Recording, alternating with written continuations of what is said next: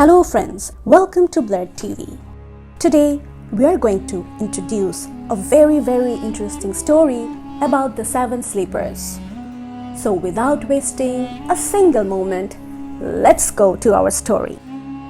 The story of the companions of the cave is found in the 18th surah of the Quran. It relates the tale of a young group of believers who fall into a supernatural sleep in a cave, only to awaken hundreds of years later.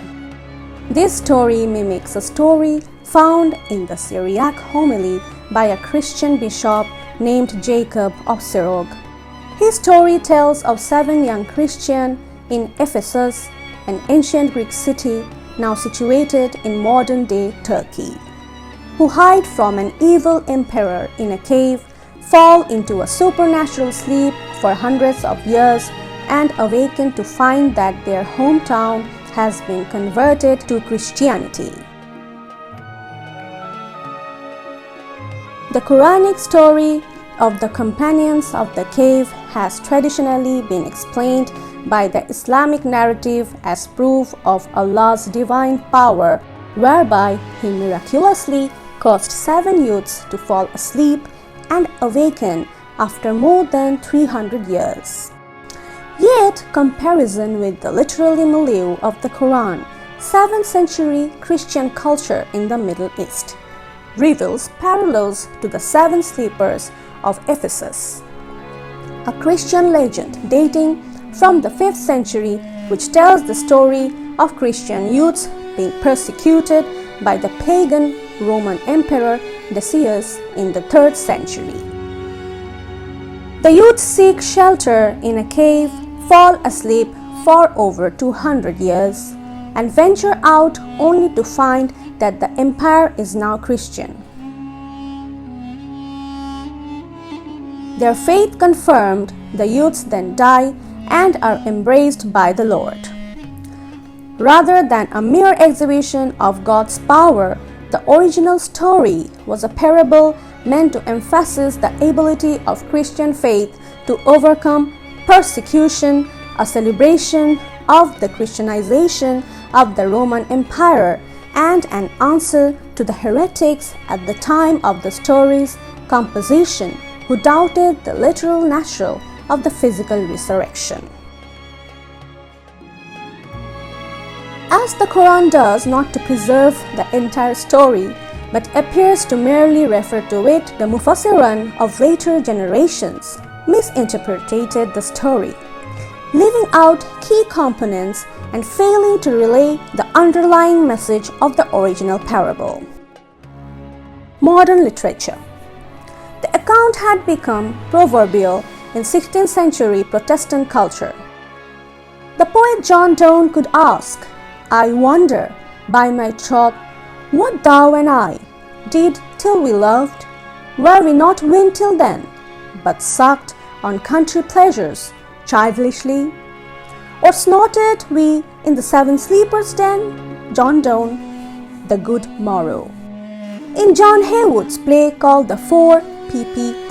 1530s, The Pardoner, a Renaissance update of the protagonist of Chaucer's The Pardoner's Tale, offers his companions the opportunity to kiss a sleeper of one of the 7 sleepers, but the relic is presented as absurdly as the Pardoner's other offerings, which include the great toe of the Trinity and a buttock bone of Pentecost. Little is heard of the 7 sleepers during the Enlightenment, but the account revived with the coming of Romanticism. The Golden Legend may have been the source of retellings of the 7 sleepers in Thomas de Quincey's Confessions of an English Opium Eater, in a poem by Goethe, Washington Irving's Rip Van Winkle, H.G. Wells' The Sleeper Awakes. It also might have an influence on the motive of the king asleep in mountain. Mark Twain did a burlesque of the story of the 7 sleepers in chapter 13 of volume 2 of The Innocents Abroad. The earliest version of this story comes from the Syrian bishop Jacob of Syriac. which itself derived from an earlier Greek source now lost. An outline of this tale appears in a Gregory of Tours and in Paul the Deacon's History of the Lombards. The best-known Western version of the story appears in Jacobus the Varagin's Golden Legend. Accounts are found in at least 9 medieval languages and preserved in over 200 manuscripts, mainly dating to between the 9th and 13th centuries. These include 104 Latin manuscripts, 40 Greek, 33 Arabic, 17 Syriac, 6 Ethiopic, 5 Coptic, 2 Armenian, 1 Middle Irish, and 1 Old English. In the 13th century, the poet Chardri composed an Old French version. The Roman martyrology mentions the 7 sleepers of Ephesus under the date of 27 July, June according to Vatican II calendar. The Byzantine calendar commemorates them with feast on 4th August and 22 October. The 9th century Irish calendar Filari on Gusso commemorates the 7 sleepers on 7th August. Syriac Orthodox calendars gives various dates: 21st April, 2nd August, 13th August, 23rd October, and 24th October. Early versions do not all agree on or even specify the number of sleepers. The Jews and the Christians of Najran believed in only 3 brothers. The Syriac 5, most Syriac accounts have 8. In At-Tabari, there are 7, 8, or 9 plus a dog. In the canonical Muslim account, there are 7 plus a dog named Rakim or Kitmir. The number of years the sleepers lived also varies between accounts. The highest number given by the Gregory of Tours was 373 years. Some accounts have 372.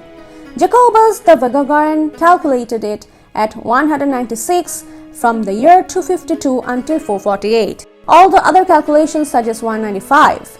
Islamic accounts, including the Quran, give a sleep of 309 years. These are presumably lunar years, which would make it 300 solar years. Quran verse 1825 says, "And they remained in their cave for 300 years and exceeded by 9. 7 different sets of names of the sleepers: Maximinian, Martinian, Dionysius, John, Constantine, Malchus, Serapion." Whether the original account was written in Syriac or Greek was a matter of debate, but today a Greek original is generally accepted. The Pilgrim account De Situ Terrae Sancti, written between 518 and 531, records the existence of a church dedicated to the sleepers in Ephesus. The story appeared in several Syriac sources before Gregory of Tours' lifetime.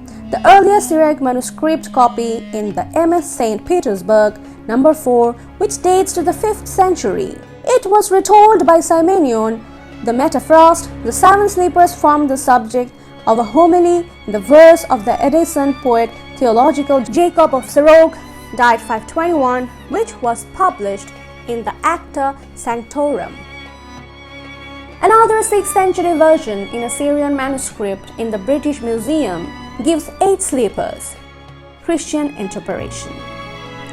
The story says that during the persecutions by the Roman Emperor Decius around 250 AD, 7 young men were accused of following Christianity. They were given some time to recant their faith, but they refused to bow to Roman idols. Instead, they chose to give their worldly goods to the poor and retired to the mountain cave to pray, where they fell asleep. The emperor, seeing that their attitude towards paganism had not improved, ordered the mouth of the cave to be sealed. Decius died in 251, and many years passed during which Christianity went from being persecuted to being the state religion of the Roman Empire. At some later time, usually given as during the reign of Theodosius II in 447 AD, when heated discussions were taking place between various schools of Christianity about the resurrection of the body in the day of judgment and life after death. A landowner decided to open up the sealed mouth of the cave, thinking to use it as a cattle pen. He opened it and found the sleepers inside. They awoke, imagining that they had slept but one day, and sent one of their number to Ephesus to buy food with instructions to be careful. Upon arriving in the city, this person was astounded to find buildings with crosses attached. The townspeople, for their part, were astounded to find a man trying to spend old coins from the reign of Decius. The bishop was summoned to interview the sleepers. They told him their miracle story and died praising God. The various lives of the 7 sleepers in Greek are listed and in other non-Latin languages at BHO. So guys, did you like today's story? If you did, then please comment, like and share. And don't forget to subscribe our channel, The Blur TV. Thank you so much for your love and support. Goodbye.